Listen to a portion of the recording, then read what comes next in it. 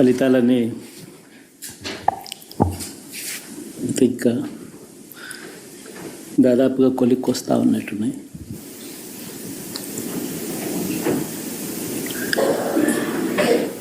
చూసిన ఫలితాలు జరిగిన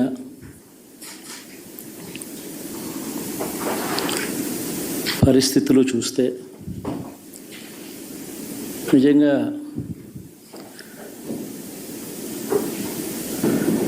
ఆశ్చర్యంగా కూడా ఉన్నాయి.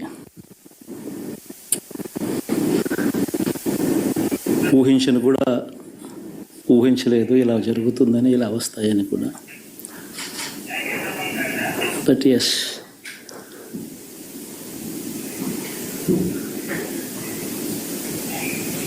అమ్మఒడి అందుకున్న 53 లక్షల మంది తల్లులకు మంచి చేసినాం, పిల్లలు బాగుండాలి, వాళ్ళ చదువులు బాగుండాలని తాపత్రయపడుతూ అడుగులు వేసాం. మరి అక్క చెల్లెమ్మల ఓట్లు ఏమయ్యాయో తెలీదు.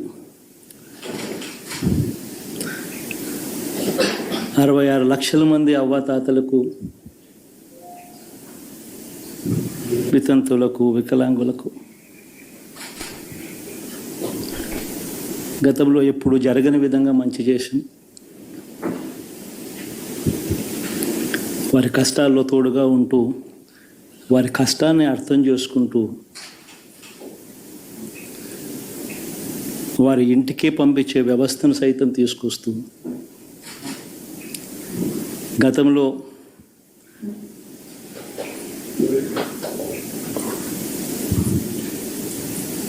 మా ప్రభుత్వం అధికారంలోకి రాకమునుపు ఇస్తా ఉన్న చాలని పెన్షన్ నుంచి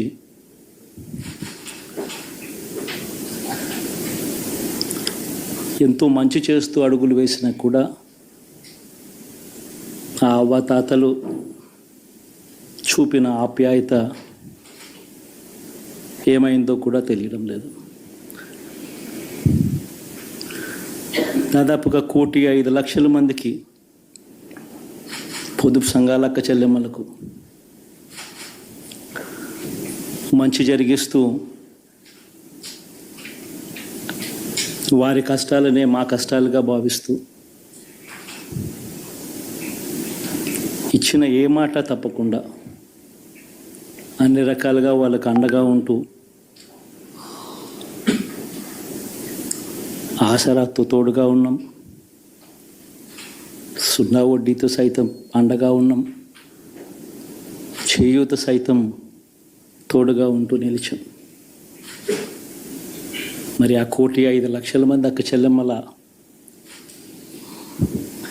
ప్రేమాభిమానాలు ఏమయ్యాయో తెలియవు.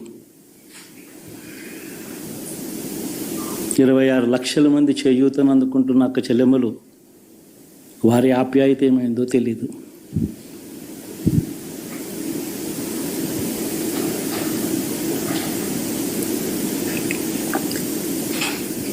పిల్లల చదువుల కోసం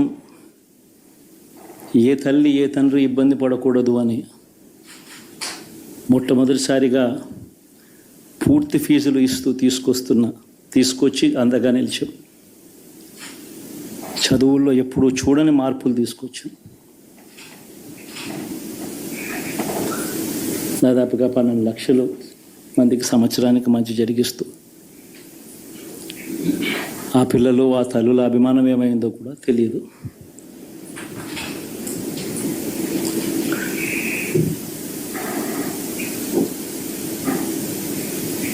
దాదాపుగా 54 లక్షల మంది రైతన్నలకు గతంలో ఎప్పుడూ చూడని విధంగా, జరగని విధంగా పెట్టుబడికి సహాయంగా అందించే కార్యక్రమం మొట్టమొదటిగా జరిగింది మన ప్రభుత్వం వచ్చాకే.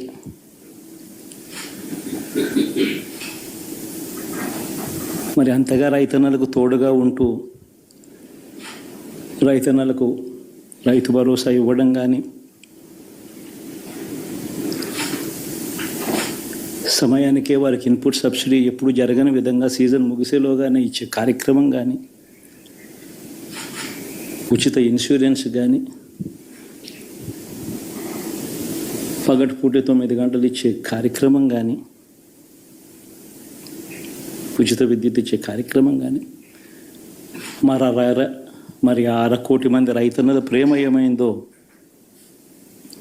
తెలియదు.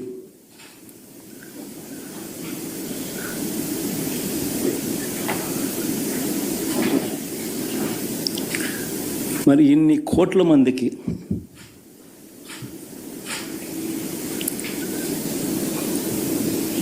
పేదవాడికి తోడుగా ఉంటూ ఆటో డ్రైవర్లు నడుపుకుంటా ఉన్న వాళ్ళు ఆటోలు తోలుకుంటూ టాక్సీలు తోలుకుంటూ ఇబ్బంది పడకూడదని వారికి అండగా ఉంటూ వాహనమిత్ర, నేతన్నలకు అండగా ఉంటూ నేతన్న నేస్తం, మత్స్యకారులకు తోడుగా ఉంటూ మత్స్యకార భరోసా, ఫుట్పాత్ మీద చిన్న చిన్న ఇడ్లీ షాపులు పెట్టుకొని నడుపుకుంటూ, చిన్న చిన్న బంకులు పెట్టుకొని నడుపుకుంటూ, చిన్న చిన్న వ్యాపారాలు చేసుకుంటా ఉన్న వీళ్లకు, నా అక్క చెల్లెమ్మలకు, నా అన్నదమ్మలకు మంచి జరగాలని ఆరాటపడుతూ వాళ్ళకు ఒక తోడు, నా రజకులకు, నా నాయి బ్రాహ్మణులకు, నా టైలర్లకు అని అండగా ఉంటూ వారికి ఒక చేదోడు. మరి ఇన్ని లక్షల మందికి ఇంత మంచి చేసి, ఇన్ని కోట్ల మందికి, లక్షలు కూడా కాదు, కోట్ల మందికి మంచి జరిగించి, ఎప్పుడు జరగని విధంగా మేనిఫెస్టో అంటే ఒక చెత్తబుట్టలో పడేసే డాక్యుమెంట్ కాదు.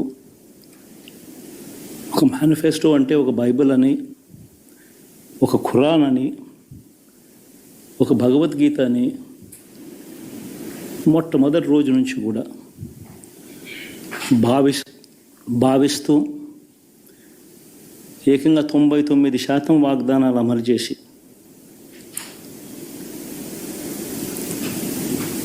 అంతే చిత్తశుద్ధితో ఆ మేనిఫెస్టోను కూడా అక్క చెల్లెమ్మల ఇంట్లోకి తీసుకొని వెళ్ళి చూపించి మీరే టిక్కు పెట్టండి అనే నిబద్ధత గల ప్రభుత్వంగా పనిచేసాం. ఇప్పుడు జరగని విధంగా